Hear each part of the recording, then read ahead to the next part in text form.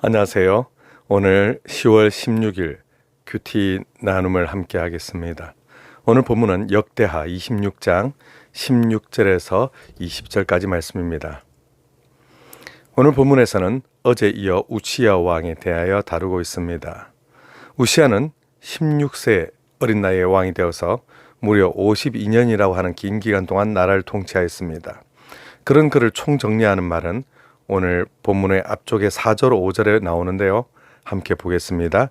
우시야가 그의 아버지 아마샤의 모든 행위대로 여호와 보시기에 정직하게 행하며 하나님의 묵시를 밝히 아는 스가랴가 사는 날에 하나님을 찾았고 그가 여호와를 찾을 동안에는 하나님이 형통하게 하셨더라. 아멘.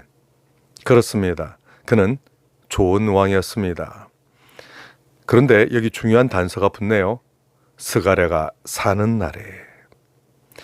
이 말은 곧 스가랴가 죽고 난 후에는 그의 마음이 변했다는 것입니다. 아마도 아주 어린 나이, 그러니까 중3 16살이잖아요. 그 나이 왕위에 올랐을 때 그의 아버지는 이미 돌아가신 상태였고 스가랴는 머리가 하얀 선지자였는데 죽은 아버지를 대신하여 그에게 하나하나를 잘 일러 주었을 것입니다. 그는 하나님을 경외하였고 그래서 하나님은 그에게 형통함을 주셨지요. 오늘 본문 전체 26장 전체를 다 읽어보다 보면 우리는 그가 일으킨 개혁, 좋은 제도들 그리고 발전시킨 것들에 계속하여 눈이 갈 수밖에 없습니다. 가만 보면 그는 참 똑똑하고 지혜로운 왕이구나 싶습니다. 그는 곳곳에 망대는 그 타워인데 그러니까 적군이 오는지를 감시하는 곳이죠. 군사력을 강화하고 외적의 침입에 대비하였습니다. 또 농사를 좋아했다는 표현을 보니 왕이 자기가 농사 짓는 걸 좋아한 게 아니라 결국은 백성들을 어떻게 하면 먹여 살릴까 이거 고민 아니겠습니까? 중국의 요임금, 순임금도 그랬고 우리 세종대왕께서도 농사에 지대한 관심을 가지고 어떻게 하면 소출을 늘릴 수 있을까를 끔찍하게 정말 연구를 많이 하셨죠. 그리고 참 예로부터 성군들이 다 농사에 관심을 많이 가졌었습니다. 또 보니까 그는 조직력도 좋아서 족장의 총수, 그러니까 지휘관 장교들을 600명을 키웠습니다. 우리로 치자면 구역장 아니겠습니까? 구역장님들을 600분이나 이렇게 잘 이렇게 모셔서 함께 한 것을 보면 조직력이 엄청난 것입니다. 그리고 군사는 총 싸움을 잘한 사람 30만 7,500명을 이렇게 양성해내었습니다. 참 출애굽해 나온 다음에 군사 수가 60만이었지만 그때는 무기 하나 변변이 없이 그저 남자는 다 긁어 모아서 넣어가지고 그랬는데 오늘 보니까 싸움을 잘하는 군사들, 그러니까 아주 정예병이란 뜻입니다. 무기도 잘 갖춰졌고요. 그리고 그가 개발한 무기들도 하나하나 나옵니다. 특히 투석기 같은 걸 보면 정말 깜짝 놀랄 그런 여러 가지 과학 기술이 들어갑니다. 우리 거의 이순신 장군급 또 정조 대왕급 이런 느낌이 듭니다.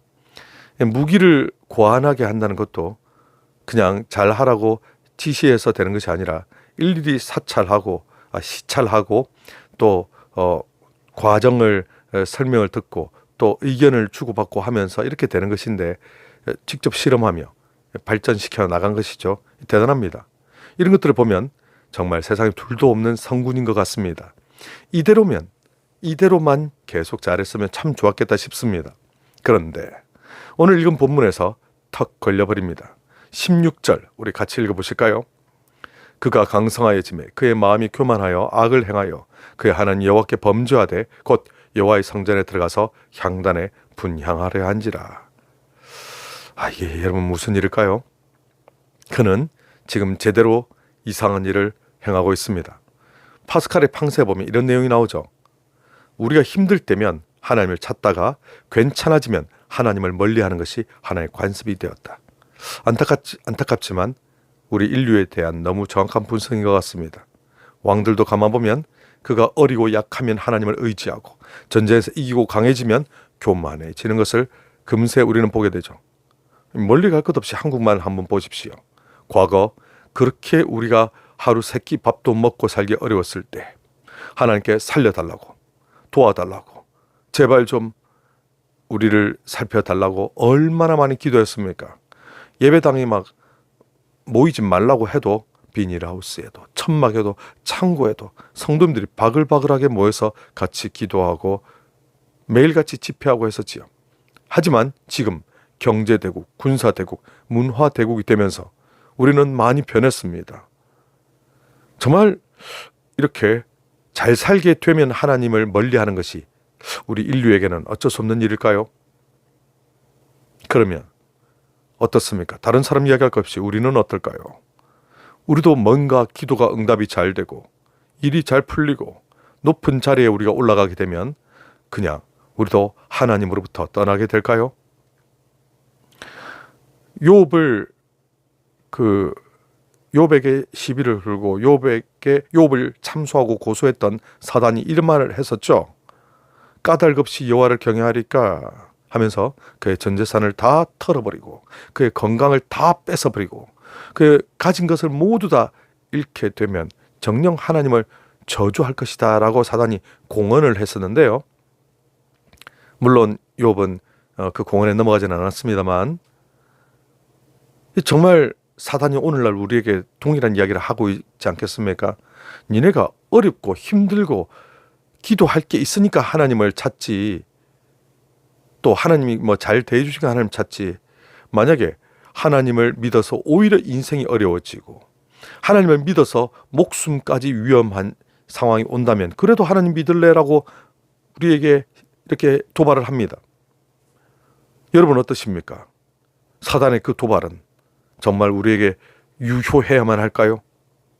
우리는 분명 결단하시고 분명하게 하나님을 향한 마음을 정할 필요가 있습니다.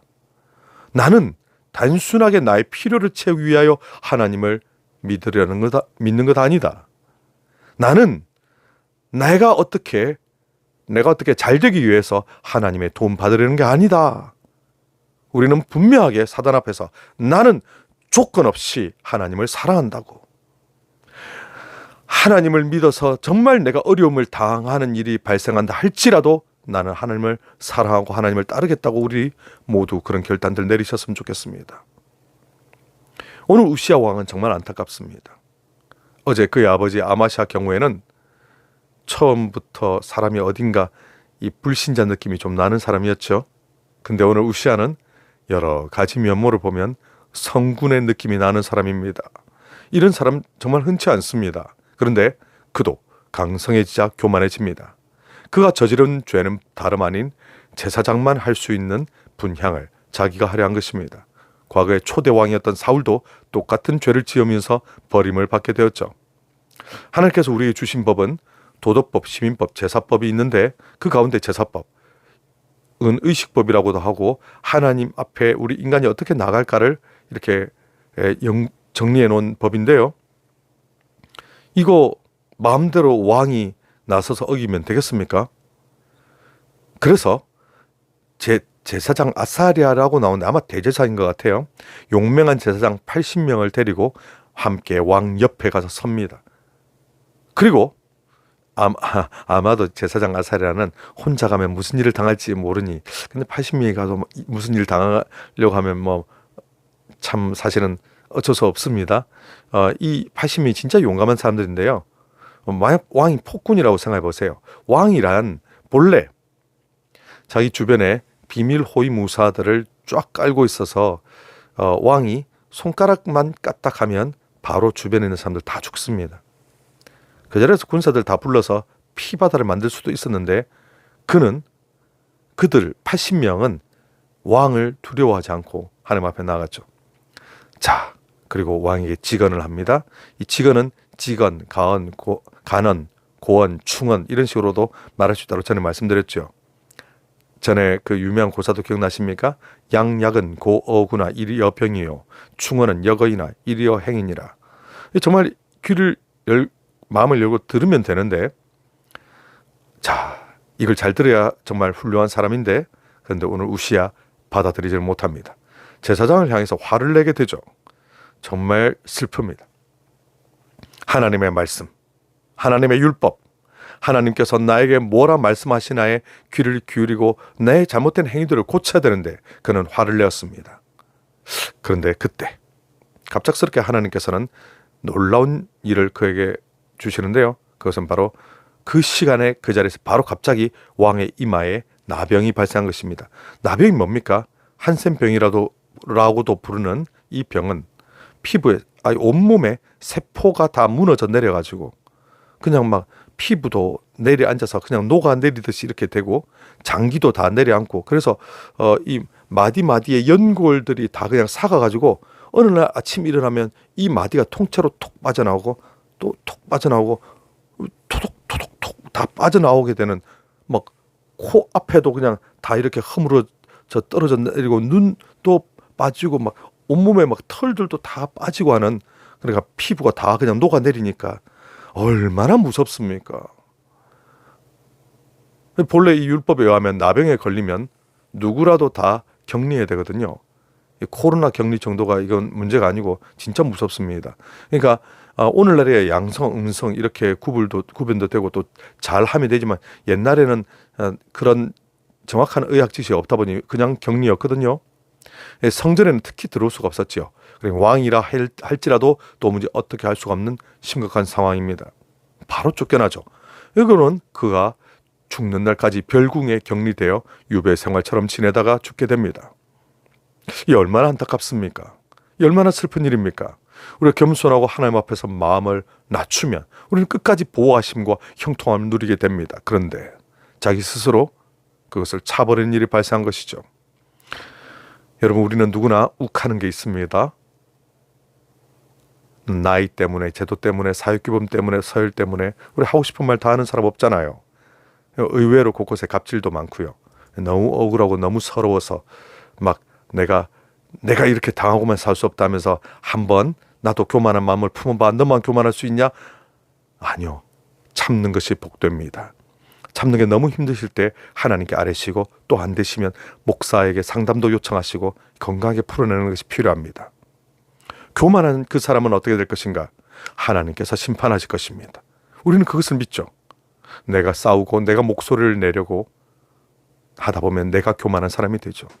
자, 우리는 교만한 사람이 계속 패망하는 것을 보아왔습니다. 부디 우리는 천국 가는 날까지 하나님 앞에 겸손하시길 바랍니다. 비록 지금 억울해 보이고 스스로 한심해 보여도 그게 용감한 것입니다. 그렇게 할 때 하나님께서 풍성하신 은혜를 더하실 것입니다. 오늘 하루 승리하세요.